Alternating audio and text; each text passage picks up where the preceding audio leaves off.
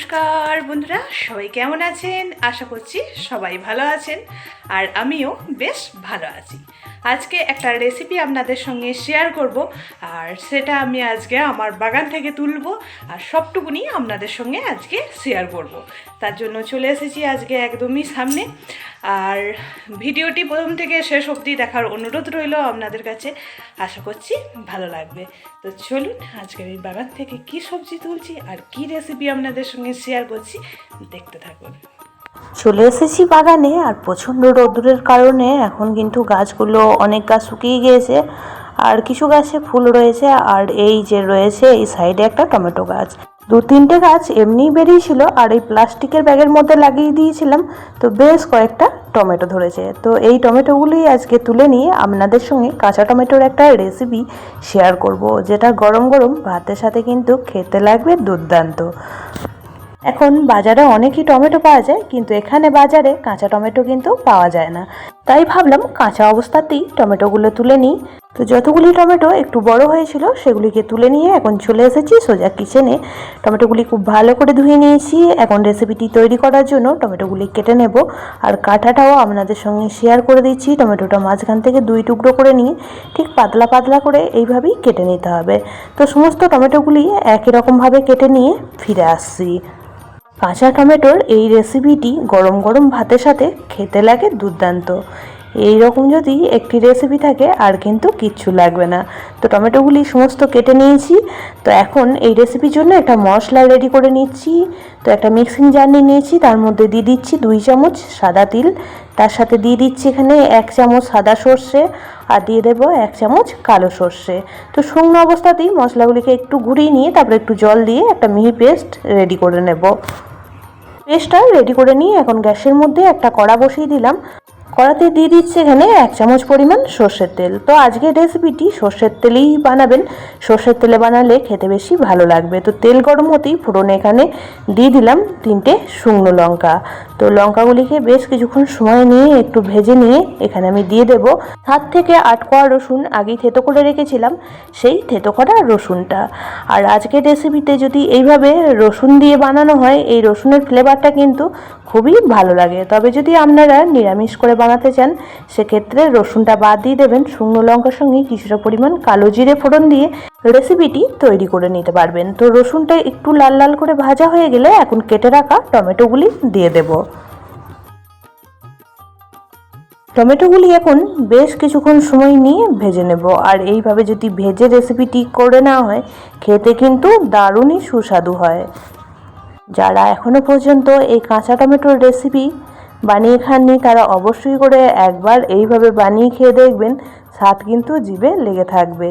তো এই পর্যায়ে আমি এখন দিয়ে দিচ্ছি 1/2 চামচ পরিমাণ হলুদ গুঁড়ো, তার সাথে দিয়ে দিচ্ছি খুব সামান্য পরিমাণ একটু লঙ্কা গুঁড়ো আর দিয়ে দেব খুব সামান্য জিরে গুঁড়ো।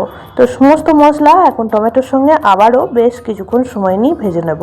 তো এখন কিন্তু আমি লবণটা অ্যাড করি নি, লবণ অ্যাড করলে টমেটোর থেকে অনেকটাই জল বেরিয়ে আসবে, তখন মশলাটা সুন্দর করে কষানো যাবে না। তো শুকনো মশলাগুলি বেশ কিছুক্ষণ সময় নিয়ে একটু কষিয়ে নেব আর কষানো হয়ে গেলে অ্যাড করে দেব পরিমাণ মতন লবণ। পুরনো বন্ধুরা সবসময় আমার পাশে থেকে আমাকে এতটা সাপোর্ট করার জন্য অনেক অনেক ভালোবাসা। নতুন বন্ধুরা যারা চ্যানেলে ভিজিট করছেন, চ্যানেলটি এখনও পর্যন্ত সাবস্ক্রাইব করেনি তাদের কাছে অনুরোধ রইল চ্যানেলটি সাবস্ক্রাইব করে পাশের বেল আইকনটি অল করে দেবেন, তাহলে আমি যখনই কোনো ভিডিও দেব নোটিফিকেশন সবার আগে আপনাদের কাছে পৌঁছে যাবে।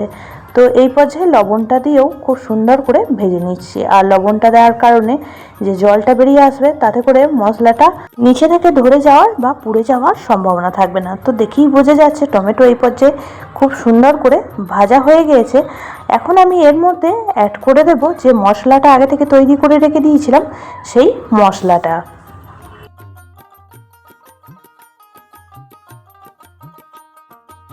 জারটা ধুয়েও কিছুটা পরিমাণ জল এখানে অ্যাড করে দিলাম। এখন খুব ভালো করে মিশিয়ে নিয়ে 3 থেকে 4 মিনিট সময় নিয়ে রান্নাটি করে নেব, তাতে করে টমেটোটাও খুব সুন্দরভাবে সিদ্ধ হয়ে যাবে।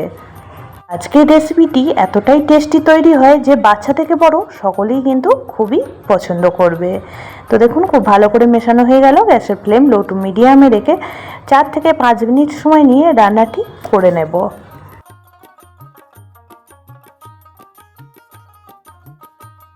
3 মিনিট পর ফিরে আসলাম আর দেখুন একদমই টমেটোটা মাখো মাখো হয়ে গিয়েছে আর অনেকটাই সিদ্ধ হয়ে গিয়েছে। তো খুব ভালো করে ওপর নিচ মিশিয়ে দিয়ে এখন এখানে স্বাদের ব্যালেন্সের জন্য আমি অ্যাড করে দেবো খুব সামান্য পরিমাণ একটু চিনি। যেহেতু কাঁচা টমেটো অনেকটাই টক ভাব থাকে, চিনিটা দিলে খুব সুন্দর স্বাদটা ব্যালেন্স হয়। তো চিনিটা দিয়েও আবারও খুব ভালো করে মিশিয়ে নিয়ে আবারও 2 মিনিট সময় নিয়ে রান্নাটি করে নেব।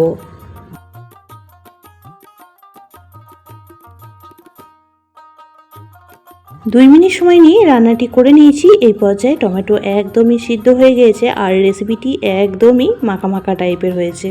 তো এখন আমি উপর থেকে দিয়ে দেব কয়েকটা চেরা কাঁচা লঙ্কা, এতে করে ফ্লেভারটা কিন্তু খুবই ভালো আসবে। আর দিয়ে দিচ্ছি 1 চামচ পরিমাণ সর্ষের তেল। তো খুব ভালো করে এখন দুটো উপকরণ টমেটোর সাথে মিশিয়ে নেব। আর মেশানো হয়ে গেলে একদমই রেডি আমাদের কাঁচা টমেটোর দুর্দান্ত স্বাদের এই রেসিপিটি। যারা এখনো পর্যন্ত বানিয়ে খাননি তারা অবশ্যই করে একদিন এইভাবে বানিয়ে খেয়ে দেখবেন, বারবারই কিন্তু বানিয়ে খেতে ইচ্ছে করবে, এতটাই টেস্টি হয়। গরম গরম ভাতের সাথে আজকের এই রেসিপিটি থাকলে কিন্তু আর কিচ্ছু লাগবে না। তো সমস্ত উপকরণ খুব ভালো করে মেশানো হয়ে গেছে, রেসিপিটিও একদমই রেডি হয়ে গেছে। এখন গ্যাসের ফ্লেম অফ করে দেব আর একটা পাত্রের মধ্যে নামিয়ে নেব। আজকের রেসিপিটি আপনাদের কেমন লাগলো, আপনাদের মতামত অবশ্যই কমেন্ট বক্সে জানাবেন। বেশি ভালো লেগে থাকলে পরিবার ও বন্ধুদের সাথে একটা শেয়ার করে দেওয়ার অনুরোধ রইল। সবাই খুব ভালো থাকবেন, সুস্থ থাকবেন। আবারও দেখা হচ্ছে অন্য কোনো ব্লগ বা রেসিপির সাথে। ততক্ষণের জন্য সবাইকে টাটা।